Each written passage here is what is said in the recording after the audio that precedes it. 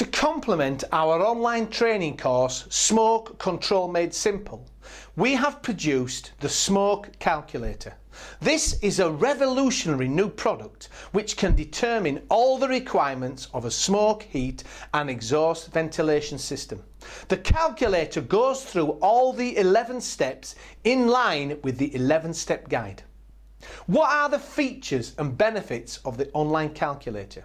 Its features include zone model analysis of smoke control problems, inclusion of all models currently used in the UK and indeed internationally, ability to add models to broaden its applicability, simple user interface, and it's got information pop-ups. Progressive style that leads the users through the process of analysis using the 11-step guide. It gives simple and clear outputs in a PDF format, and it has the ability to quickly and easily alter inputs to compare different results. And it does give you the ability to back engineer designs to see how existing buildings will perform. In other words, if you know what the areas of the vents are, you can determine the smoke layer height in that building. And it's also got abilities to stop the incorrect use of certain models, or at least point out when they are outside their basically their usability. The models there, if they are outside their scope, it will pick it up. What are the benefits of our calculator? It is low cost, it is quick and simple to use, it gives almost instantaneous results. It allows quick comparisons between results for different models of different parameter values, and it utilises the safety margins built into the zone models to produce safe results, and it explains the analytic processes as it progresses. It allows quick and simple sensitivity analysis. It saves time and saves effort, and it provides a guided route for infrequent users of smoke control models, and it is frequently updated to broaden its applicability. This calculator is being offered free with the course. If you book on our course, you get the calculator. We want to put it out there for beta testing. This course, this calculator comes free access with the course for the first year. This calculator, along with the online course, will revolutionise the understanding and application of smoke control around the world. Let's do an example using the smoke calculator then.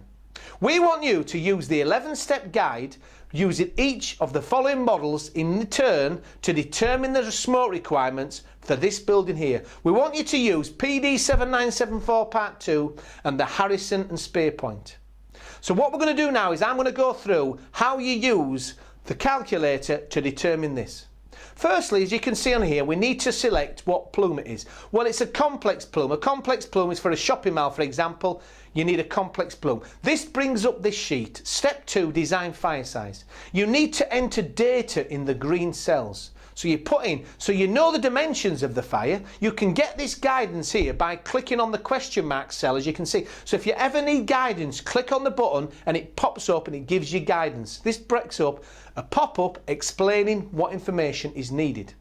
The smoke calculator will also give you further guidance by clicking here. This brings up guidance, for example, from BR368. We know that the shop is fitted with quick response sprinklers, and we now need to know the fire size. This brings up this guidance here. As you can see, it will give you guidance saying you should use a 2.5 megawatt fire with an area of 5 square meters. Well, we need the dimensions of the fire, so the square root of 5 square meters is 2.25. So you insert 2.25 here in these cells. We also need to insert the fire size, which we know is 2,500 kilowatts, so we put that in this cell here. That covers this step. Then we select Next. We now need to enter more data obtained from the question and the diagram. Harrison and Spear Point requires us to use Model 1. For consistency then, we're going to use it for both spill plume models, this one here. When using these models in the real world, you've got to make sure that you're putting in realistic figures. You've got to make sure you're putting in realistic figures. So we know that the width of the opening is 9 meters. Now, if you want advice on the width of the opening, simply click on the question box and this brings up a pop-up giving you advice. We then select the model and this brings up this sheet here, which shows you that the mass flow rate of smoke from the opening is 12.7 kilograms a second. Then we select next. This brings up this sheet here. Here we have to say if there is a downstand at the shop opening, which here there is. This is the case, and we have to enter a figure for the width of the spill plume at the spill edge. Other results are given, as you can see here. Then we select next. This brings up this sheet. We then have the option of examining the requirements of a slot extraction system. In this case, we're not interested in this, so you can insert no and select next. This brings up this sheet. We also have the option to calculate under balcony extraction requirements. Again, this is not applicable in this case, so we select next. If smoke is leaving the shop opening and is not extracted at a slot or under the balcony, then it is been allowed to spill into the atrium or mal. Here we have to enter a figure for the height of rise of the plume, and we know it's 4.3 metres. So put 4.3 metres in, then you select next. This brings up the next sheet, giving you options as to the various models you can apply. We will start by using PD7974 Part 2, as you can see here. This model asks for some additional information that we can obtain from the question. Firstly, we need to put there are downstands here. Then we put in that the smoke plume is not adhered. We know it's not adhered. We put in that there is entrainment into the plume ends. We put in that the height of the underside of the balcony above the fire, which is 3.5 metres, we then select next. Then it gives a result for the amount of smoke entering the smoke layer in the atrium or mal when the base of the smoke layer is at its lowest design height, which is 109.4 kilograms a second. That's the mass flow rate of smoke. This then opens this sheet. This gives you information on the smoke temperature. It tells you that the temperature increase, the theta value, is 23 degrees and the absolute temperature is 316 degrees Kelvin. You then select next and this sheet appears. This asks you if stratification needs to be considered. In this case it's not necessary, so we select no and then select next.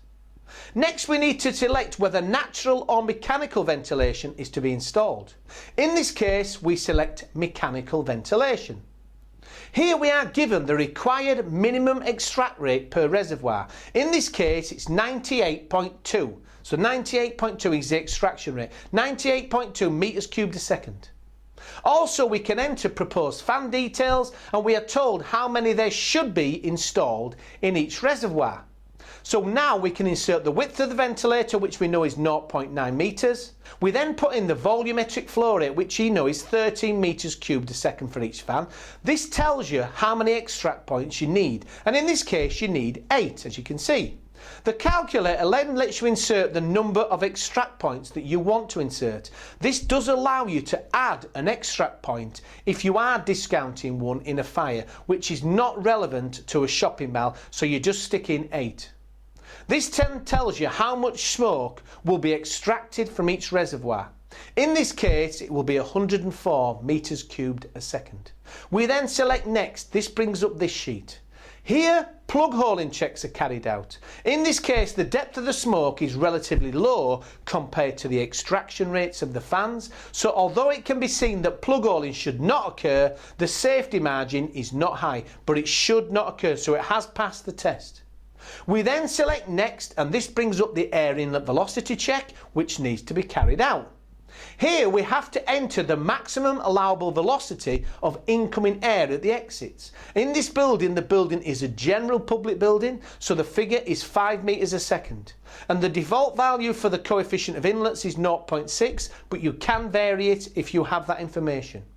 This tells you now that you need 34.67 square metres of inlet air to ensure that the velocity of the inlet air is less than 5 metres a second.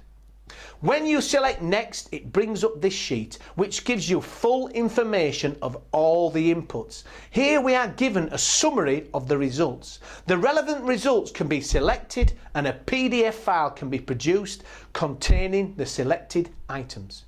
This PDF file can then be used as part of a planning application. Now we have to change the spill plume model from PD7974 Part 2 now to the Harrison and SparePoint model to see what that comes up at. To do this, we simply hit the back button until we get back to the selection of spill plume models. So you go back until you see spill plume models and you find Harrison and SparePoint. We have to now insert whether or not the plume is adhered. In this case, it's not. The Harrison and SparePoint model has to be told if the plume is adhered, but otherwise it has all the information it needs already. Now there are different equations for the mass flow rate depending on certain dimensions of the building. The correct equation is selected and the result for the mass smoke is given. This shows you that the mass flow rate of smoke for the SparePoint Harrison is 98.2 kilograms a second. We then select next. This gives you all the temperatures. In this case, so you've got all the temperatures there, so we select next. This opens a stratification check. In this case, we do not need to carry out this check, so we select next. Here we have to choose between natural ventilation, mechanical. In this case, it's mechanical. We select mechanical. Here, as for the other spill models, we are given the required minimum extract rate per reservoir. Also, we can enter proposed fan details and we are told how many there should be installed in each reservoir. In this case, we need 7 and we insert 7 and then insert next. Here, your plug holing checks are carried out. As for the other spill plug models, now in this case the depth of the smoke is relatively low again compared to the extraction rate, so although it again can be seen that plug holing should not occur, the safety margin is not high. Here we have to enter the maximum allowable velocity of incoming air. In this case it's a public building, so we put in 5 meters a second, and again the default value for CI is 0.6, but you can override it. This shows you that in this model you require 30.33 square meters of inlet air to ensure the velocity of the air does not exceed 5 meters a second. Then you select next. Again, here we are given a summary of the results. Relevant results can be selected and a PDF can be produced containing the selected items.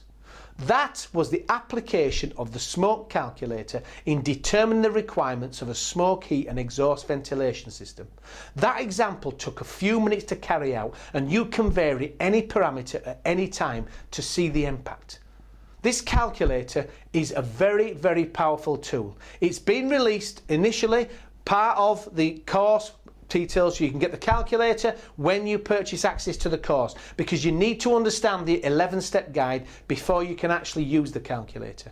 It's going out there, the calculator is totally free with the course, and we're sending it out for full beta testing to fire engineers, architects, designers, etc., then to come back with all the parameters.